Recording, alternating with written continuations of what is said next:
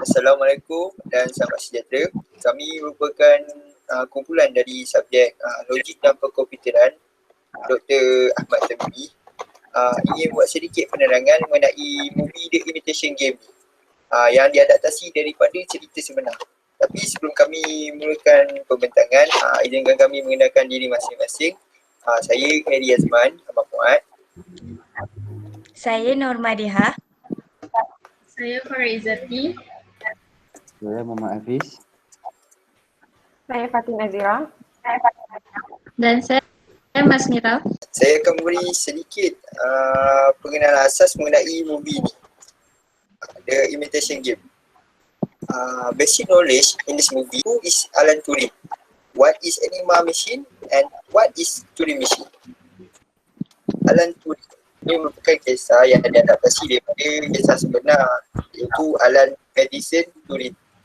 Dia lahir pada tahun 1912 dan berakhir pada tahun 1954. Dia merupakan seorang mathematician dalam bidang computer science, logician dan merupakan seorang ahli kriptografi British. Pada tahun 1939, dia berumur 27 tahun, di mana dia baru saja menghabiskan pelajarannya di Cambridge University dan melanjutkan kerjanya di sebuah stesen radio Bletchley. Tugasnya di sana adalah sebagai code breaker.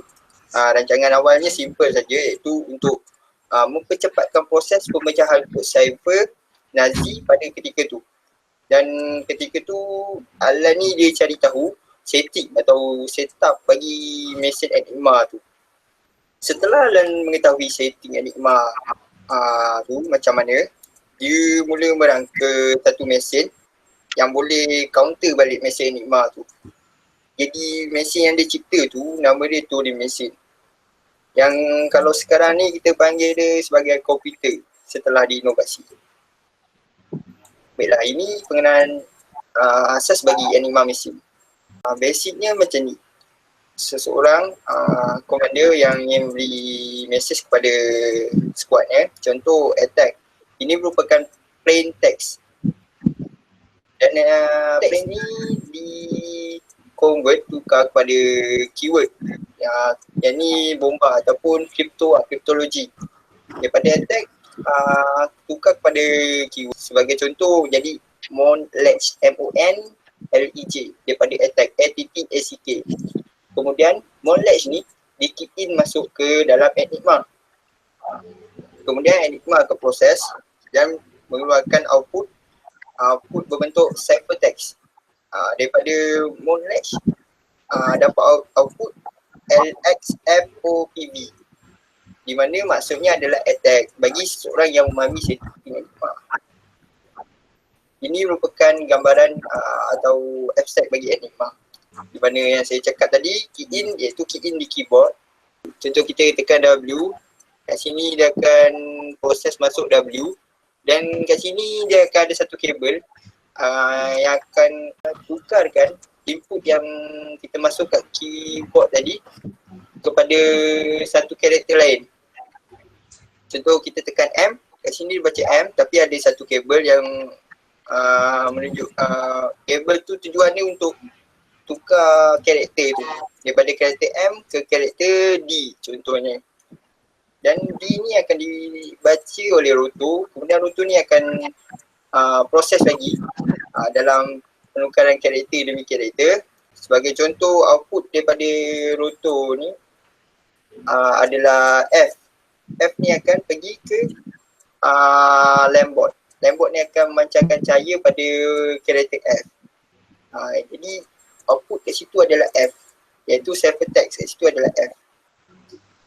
Itu salah satu macam mana cara Enigma ni berfungsi. Kemudian Turing machine. Turing machine ni apa? Turing machine ni mesin yang dicipta oleh Alan untuk counter balik, untuk menyahkutkan balik ciphertext tadi kepada keyword yang sebenar. Daripada keyword sebenar barulah manusia boleh meramalkan apa maksud keyword tersebut.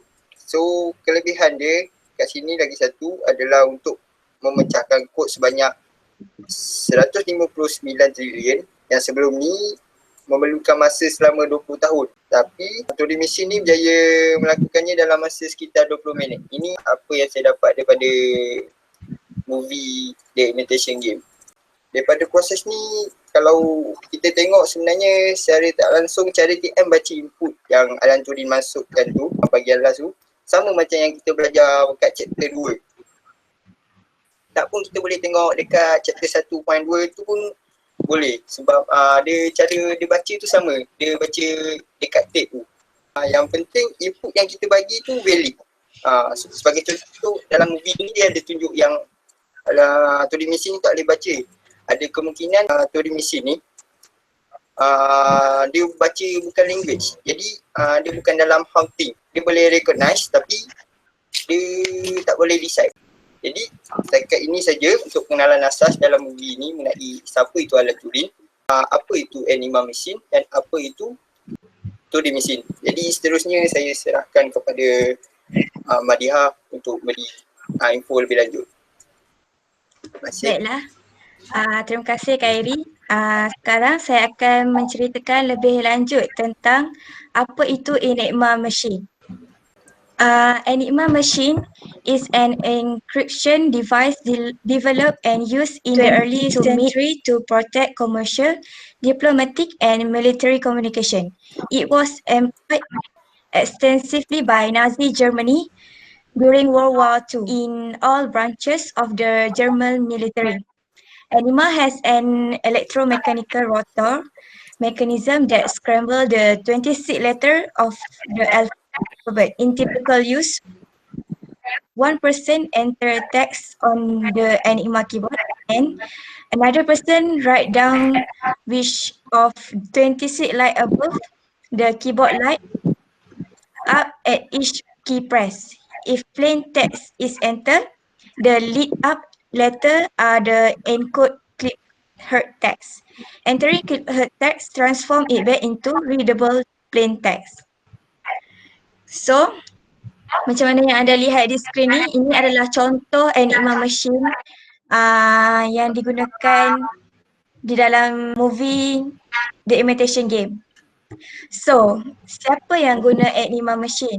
The Enigma Machine is the German encryption device used by Nazi force to send secret message during World War II and has been recovered from the Baltic Sea. So how an Enigma machine works? As we know, an Enigma machine is made up of several parts, including a keyboard, a lamp board, rotor, and internal electronic circuitry. Some machines, such as ones used by the military, have additional features such as blackboard. Encode message will be a particular scramble of letter on a given day that will translate to a comprehensible sentence when unscrambled. When a key on the keyboard is pressed, one or more rotor move to form a new rotor configuration which is encode one letter as another. Current flow through the machine and light up one display lamp on the lamp board will show the output letter. Each month, an Enigma operator receives code books which specify which setting the machine would use each day. Every morning, the code will change. As we see in the picture, this is the rotor, this is the lamp board, this is the keyboard, and this is the blackboard. So, as a conclusion, this Enigma machine still exists today. So, an original Enigma machine has gone on display at the Alan Turing Institute. The machine is loaned for display from government communication headquarters, who have partnered with the institute to undertake research into data science for defense and security. The display aimed to celebrate the legacy of Alan Turing and his fellow code breaker at Bletchley Park who famously broke the Enigma keeper, and recognize the continuing scientific legacy of Turing pioneer work in mathematics, statistics, engineering, and computing, which live on at the Alan Turing Institute. So the Enigma machine is still have, but they put in the Alan Turing Institute today. That's all for me. Thank you. Okey, terima kasih Madiha atas penerangan mengenai Enigma Machine. Kali ini saya akan menerangkan mengenai bagaimana British dapat bertahan semasa peperangan berlaku di dalam movie Imitation Game. Okey, pertama, apa itu Bletchley Radio Station? Okey, Bletchley Radio Station ini adalah tempat di mana mereka dapat mengumpul maklumat dan menghantar kepada pihak atasan. Kemudian Bletchley Radio Station ini juga adalah unit rahsia bagi kerajaan mereka. Okey, kedua, kenapa pentingnya Bletchley Radio Station ini? Okey, kerana semasa peperangan itu berlaku, kapal British telah dirampas oleh Jerman. Jadi mereka cuma ada Bletchley Radio Station ini sahaja cara mereka untuk menyampaikan maklumat kepada pihak British. Okey, yang ketiga, mengapa orang bijak diperlukan dalam orang kata proses ini? Okey, kerana orang-orang bijak ini mereka akan mencari formula dan mereka akan bagi maklumat tu kepada orang-orang British di radio station tersebut. Okey, itu saja antara sebab-sebab British dapat bertahan. Okey, itu saja daripada saya. Saya serahkan kepada Muhammad Hafiz. Okey, terima kasih Farah.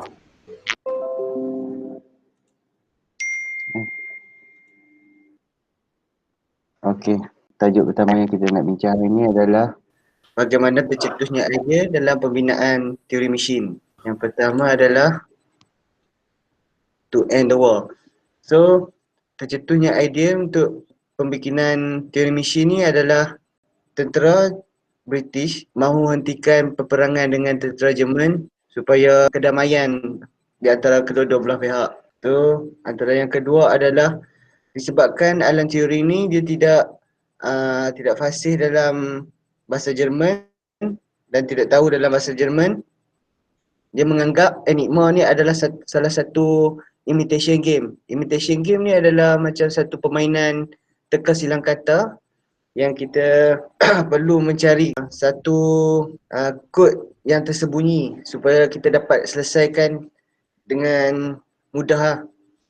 Dan yang ketiga adalah Alan Turing ni juga dia mahu menjadi orang yang pertama memecahkan Enigma machine ni.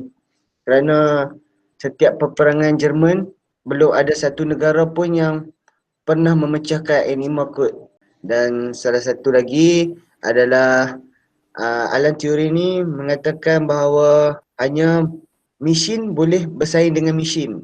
Itu salah satu penyebab wujudnya idea dalam pembuatan teori mesin. Is this movie has relate to math? Semestinya ya.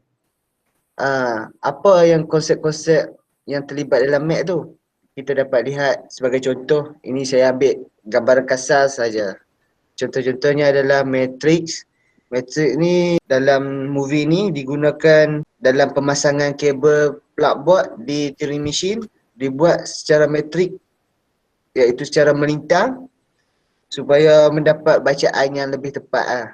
Dan calculus untuk probability terdapat 159 trilion kod yang berada di dalam Enigma perlu di-encodekan oleh Turing machine.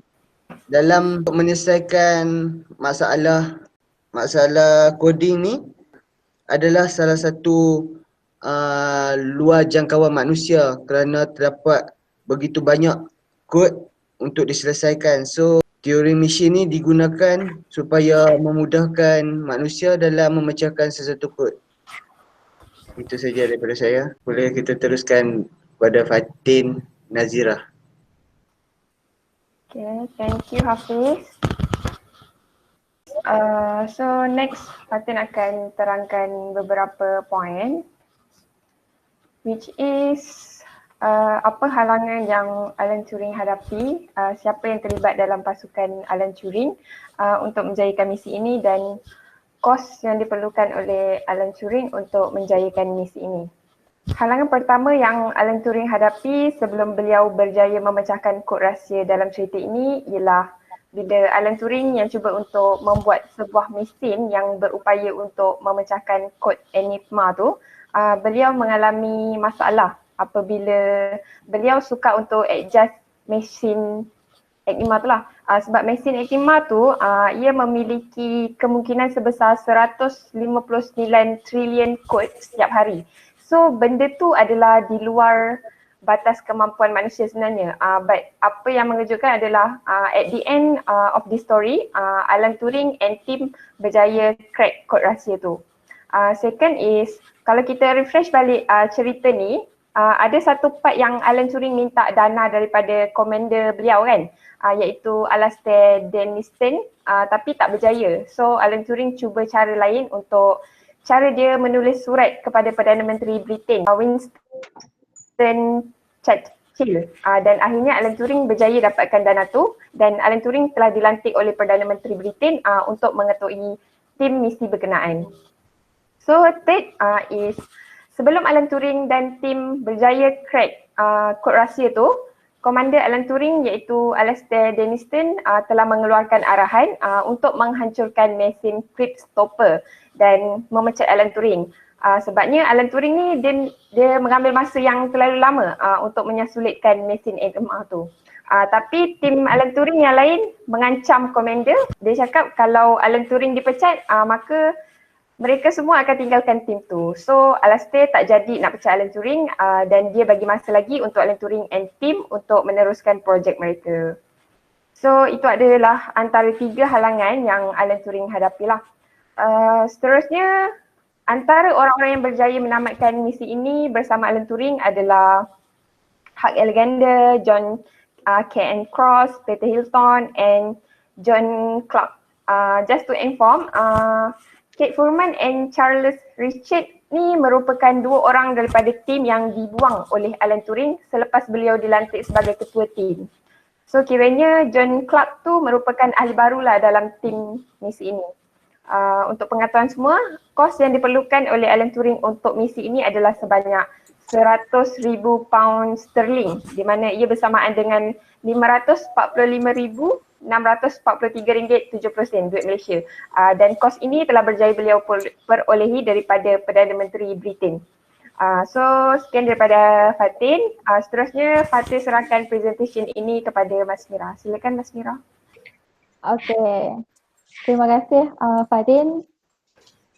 Jadi saya akan teruskan dengan buat sedikit conclusion tentang movie itu. Turing Machine ni dia berjaya dihasilkan pada tahun 1941, which is dia ambil masa 2 tahun proses untuk hasilkan mesin tu.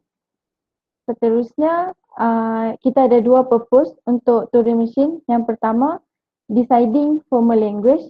Formal language is one that has a particular set of symbols and whose expressions are made according to a particular set of rules. Yang kedua, solving mathematical function.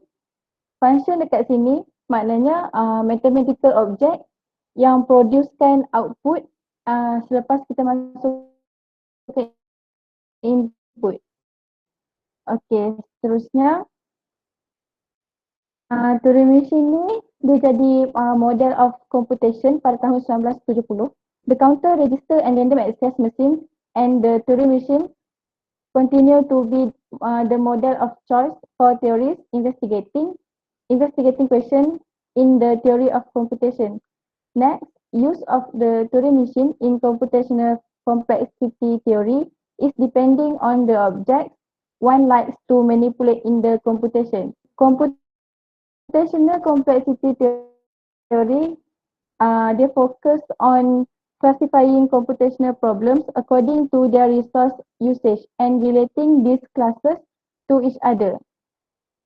Seterusnya, there are 2 models have obtained a dominant position in machine-based complexity theory. First, the offline multi-tape theory machine, which represents the standard model for string-oriented computation, and the random access machine. Second, only in the related area of analysis of algorithms, this role is taken over by the RAM model. Seterusnya, adakah theory machine ni dia jadi satu fundamental object in math?